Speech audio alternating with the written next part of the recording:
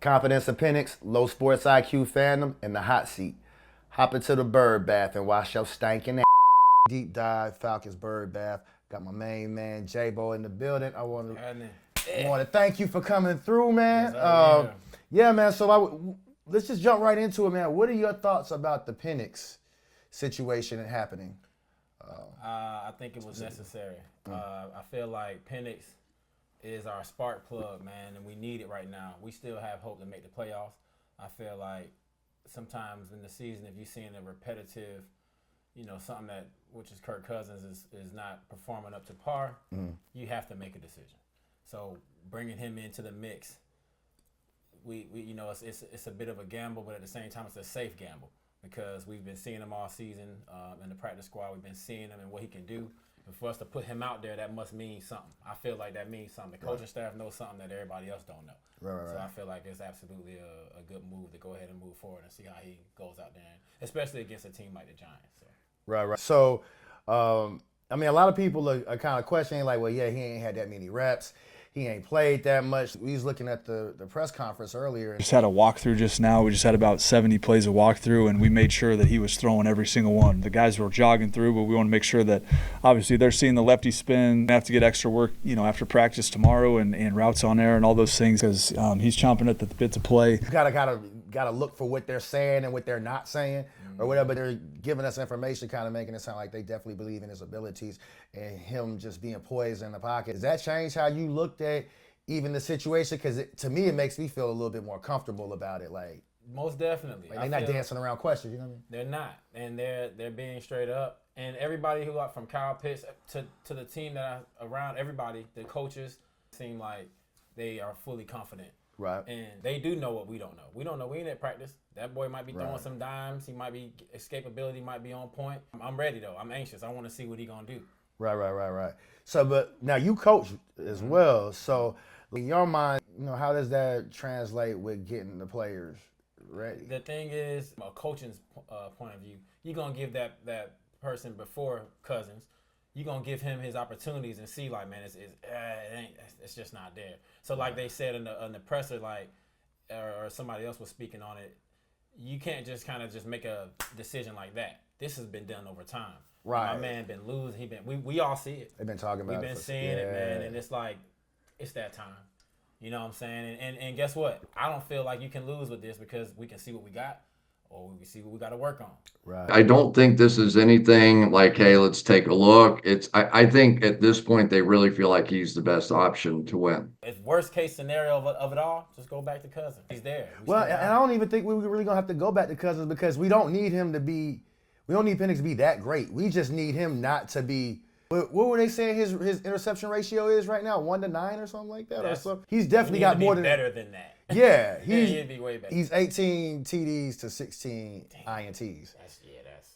And then he's also got a couple fumbles too. Yeah. So he's got as many. He's definitely got as many turnovers as he has touchdowns this year. We just need Penix to manage the team, show us why you've been sitting here being patient, and because he's always been a starter. It's time to be patient when you hit the NFL. He learned a lot from behind Kirk Cousins. There ain't that much game tape on him, so who knows what he might come to the table with. Right. There'll be certain things that Mike does well that we'll try to accentuate and go from there. But we'll operate our offense, and he's ready for it. And obviously tailoring a couple things here and there. But do you think they're gonna scale back the offense? Well, we run the ball good, and our defense got to play defense so that the quarterback can get in there and don't have to save the day. You feel me? So if we're playing against, like you say, the Giants, they got 2 wins. They in your other stream, you were saying being that they might be just tanking to beat out the Raiders to get that good pick. I don't expect him to be mistake-free. I expect him to make mistakes. But if he does be mistake-free, that's just all. You see what I'm saying? You can't mess up in my eyes right now. Get a little gauge. I mean, you ain't going to see too much. But if I can see he poised in that pocket, making good decisions, making nice tight throws, fitting that ball in there, I got some confidence going forward. Right. And that's kind of interesting because we were saying how this is a good game for him to play against the Giants. They have Burns out there. Thibodeau's back from injury. And even though they're tanking as an organization, right? Because if I'm a player right now, I want to hit my contract incentives. I got pride. I'm not about to let a rookie just come out here and outdo me. Right. You know what I'm saying? I'm trying to put tape on. If I'm a player that's playing for anybody injured right now, you still got Malik Neighbors on their offense, who's been having a pretty good year as a wide receiver. I think he has like 90-something receptions. He could do some things too. He want to look good too, and they got that pride ego thing. I couldn't see myself tanking it as a player. I could see it's a business, but the they're coaches gonna come are out gonna there and play. They're gonna come out there and play, but they're not gonna win. They're probably not going to win. They're not a good team. But yeah, I do think that this will be a good litmus just to kind of let him get his feet wet, let him get used to a little bit more game speed. I expect them to try to run the ball on us because their quarterback situation isn't really even great either. But yeah, given this right now, we're basically in a position that if we beat the Giants, which we probably are, and if we beat the Commanders next week, and if the Commanders lose this week to Philly, then we can actually make the dance if we win out our last two. Come on, man. We got our destiny kind of in our own hand. But this is I like our position right now. This is a good time to be a Falcons fan. I don't see no L's in this right here. I don't see none. So one thing I told you I want to talk about a little bit because you just brought up about like it's a good time to be a Falcons fan. Yeah. Remember I was telling you about bad fandom and things like I saw one guy who was like, yeah, what we need to do now is just compete for a higher draft position pick, basically saying we should tank out or whatever. And then I've seen other fans who were like I told you about the guy who was like, yeah, I see the next 4 games as a loss off top just because he kind of expected the Falcons to Falcon. Like, explain as a fan and even as a play, because you've played younger, but then you do coach. Explain to people that whole notion of like why it's better for us to win out even if we don't make the playoffs. It's better, in my opinion, to win out. Not only just win out, go all out. See what you got. See what your product is, because then you know what you're working with. A lot of times, like I don't believe in tanking in no sport. I just don't. Especially if I have an opportunity to go out. Like even if it's a game where, if it's a winnable game, go win it. Show that you can win it. I get the business side. Don't get me twisted. I get the business side of it. But as a fan, I want to see my team win. Right. I want to see my team win so I can know like, okay, well, this is what we're working with. And come on, man. Like they know you making some progress and shit. You see what I'm saying? And then we know there's such thing as draft bust. So you might think this is your dude to pick in the draft, but he might not be. And we know there's gems in the draft too. So that's the whole GM thing. They got to figure that out. But as far as my team, hey, man, let's go out here and hoop. I mean, let's go out here and ball. You know what I'm saying? Right. I said hoop. I'm a basketball, but let's go out here and ball. Let's play some football, man. Let's get on this gridiron. Let's do it. And I think that you as a fan, man, I want to see my team win. I want to see success. I want to be happy at the end of the day. I don't want to be like, I don't like that feeling. I want to feel good.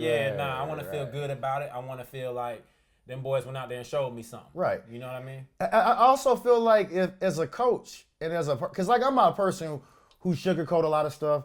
I ain't gonna BS people like you. I'm gonna give you the real of stuff.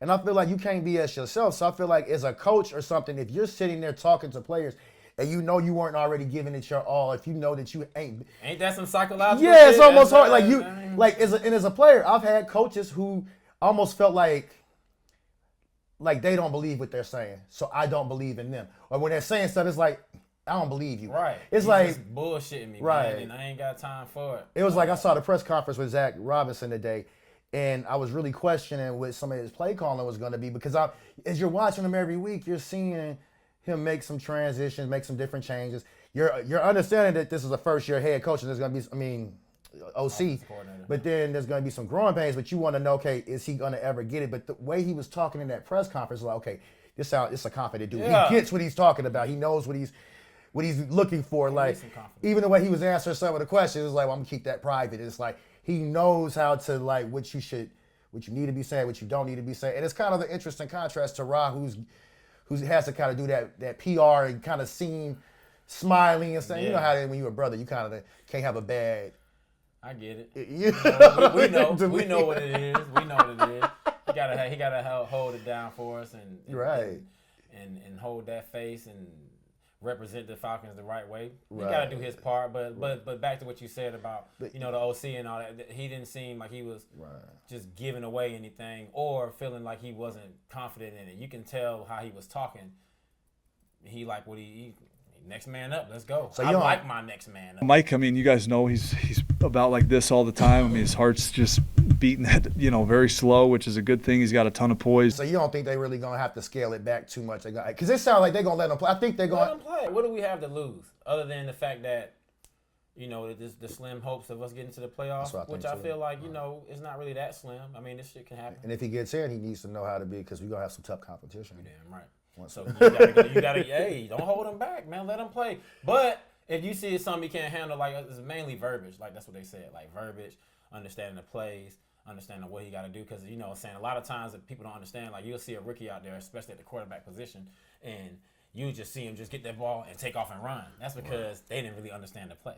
It ain't they don't really know how to read the defense fully. It's damn, I ain't really understand who I was supposed to read. I think it is a little bit though, because both. Mahomes said he didn't read defense as well, maybe until his third year. Damn. He said his first year. No, definitely he's saying his first year start, he was just kind of like, you kind of hitting the open guy. And I mean, Kirk ain't been reading the defenses. Honestly, it seemed like he just kind of stares his guy down. I don't know, man. Kurt let me down, man. I think we got all we can get out of him. But that's why I think the whole poise and him having just talking about Penix, having a certain poise to him, and just having the athletic ability will get him through some of that rough patch with some of those things. Because the game will slow down. It's going to be a little bit faster. But Experience. The more he do it. Those jitters out. But like you said about like that quarterback, my man Jaden up in the Commanders came in ready. Right. Came in ready, man. And when you playing in them big games, to me that gets you ready. So again, that's why I love the pick of Penix so much, because he did it in the college playoffs. You see what I'm saying? Like he went out and played some big boy ball and like didn't seem to freeze up in those moments. Now for Kirk, I would have been upset, but as a fan and I think it's a great thing to hedge those bets, because I like to play. Like you said, we talked about off camera. Like you got a quarterback. Everybody thinks in your mind like, okay, they good. They ain't gonna get Penix. They good.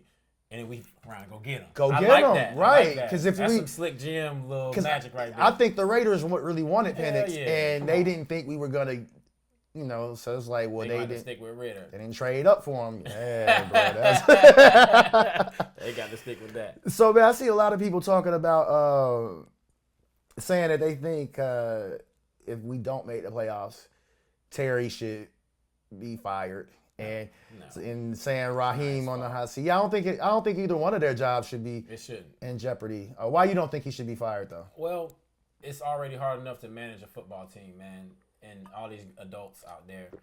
We came out firing. We was looking good, and we fell off a little bit. But he right the ship to me, and then making this decision here, making this is a big decision, man. And what we 7-7 right now? Mm-hmm. That's tough, man. That's tough, and to be able to actually go all the way through with that, and confidently say, okay, Kurt, you don't have to sit down, but Kurt's attitude look good if you've been paying attention. Like he's like a good mentor. He ain't bitching about it like Brett Favre did, Aaron Rodgers, or you know what I'm saying. Like he's not doing that. Yeah, I hear they got a good relationship. He's fully into it. So to me, that helps out even more, man. On the the little shit that people don't be knowing. Right, he's gonna tell them what to look out for. He seems like he wants to see him succeed. Yeah, so I don't think none of the coaches, man. I don't think nobody should be on no hot seat for what. Not right now. Not right now. Well, and I think a lot of people forget that Terry, I don't think he got to make 100% of the decisions his first two seasons either. I believe that Rich McKay was like making more of the. So like when they drafted Kyle Pitts, I think around that time. Because we hired him at the same time. We hired Terry at the same time with Arthur Smith, and I'm not mad at him, dude. Yeah, well, I kind of like the decisions that we made and some of his draft picks that he made, because it was good to get Drake. I feel like getting Bijan was a great pick. Come on now. They were like, well, why did we go after Bijan? And why do you get a running back that high? But like, if we didn't have him now with Kirk, we'd be in trouble if it was just all down to Tyler Algier. Because Algier is good, but he's not as dynamic as. Because again, if you're coaching, right, what's going to be hard for you to game plan against? Just in your opinion, Bijan or Tyler Algier? Who's going to give you? That's tough though. I mean, I like him. I think it's harder to game plan against Bijan Robinson, because you don't know what they're gonna do. Obviously, because he can catch out the backfield, he can run it. He's got stop and go speed, like that. There's not running backs in the league. There's other Tyler. He's good. I'm not trying to. Crab on, yeah, he's a great part. But I think that all those were good moves, and I also feel as though Matthew Judon, even though it didn't pan out right, you can't control what's gonna happen with these players. It's did you try to address that need? You know what I'm saying? And some of these guys, they are actually kind of hitting with some of that stuff. Evan Ketty, he's starting to kind of pan out a little bit, right? I've even seen people say that they thought Zach Harrison is a bust, and I think Zach Harrison's actually playing pretty good. Like he wasn't gonna start to begin with over Grady or Onyemata. He was gonna be a rotational player, but that guy, he's blocked a couple kicks this year already. He's had some tackle for so I like a lot of Terry's move, and I think Raheem as well. Like you don't get better by just firing people every couple years and not getting them. Now you fucking up, messing up your chemistry. You messing up your cohesion with your team. You know what I'm saying? Nah, that's not gonna work like that, man. You gotta let these boys get in and settle in and do their thing. Right. Now, back to your original point, man. I wanted to say this game, this Giants game, this game coming up will be our dress out rehearsal type game to see what we're gonna be able to do going forward. And the reason I like it, and the reason I really like it, is because now we can take the gloves off and let this young man go out there and show the world what's up. Right. You know what I'm saying? I like that because then what if he show out and throw 3 touchdowns, no interception? Right. And then we run that ball 100 yards. Something. Hey man, that's something to look forward to, man. Like and our defense hold it down. Like okay, so we go play the Commanders. We you say Giants, Commanders. Giants, Commanders, then the Panthers. We gotta beat the Panthers. We got the Panthers. Gotta beat the Panthers. We got that. Yeah, because you can't beat the Commanders and the Giants and then lose to the Panthers. Can't do that. Like that's a bad look. Well, shit, it's a division game. We gotta win. Division game. You gotta win those. And it's gonna be intense. And we need to win out too. I need to see this. I'm ready for it. I'm ready for this week, this upcoming week. I'm ready to see what the boy gonna do, and I'm confident in it, man. So. Yeah, I mean, I also think it'd be a bad look if we talked about that too. It'd be a bad racial look if they did fire Terry after one. I mean, not Terry, Rod after 1 year. Yeah, man. Deep South, first black coach ever. Come on, man. Come on. He get above 500. That'd be like, yeah, that'd be a bad look. I think we're gonna be straight. I think we're gonna be straight. Okay, so you said you were talking about with if Penix come out and ball out. If he comes out and his numbers are just pedestrian, do you think that it would be fair for people to be questioning things? Because I'm okay. Yeah, I don't think it's fair. I think it's a question that he got that week under his belt. Now we're gonna work. We're gonna practice. We're gonna go. We're gonna I'm not building. panicking if he has Hell some. Nah. He has just basic. We already seen, man. Kurt kind of fell off on us, man. And Kurt kind of balled out against some of the lower level teams, or some teams that weren't quite as together. He had some. He did throw a lot of yards on some good teams as well too. But I think that's a testament to how good a lot of our players are and our skill guys are. You know. Yeah, I agree. But I'm looking forward to it, man. This week right here, this upcoming week, I'm looking forward to it. I want to see what we're gonna do. Yo, bro, that's our show. Appreciate you coming through, Yes, bro. sir. Yes, sir, man. Yes, sir.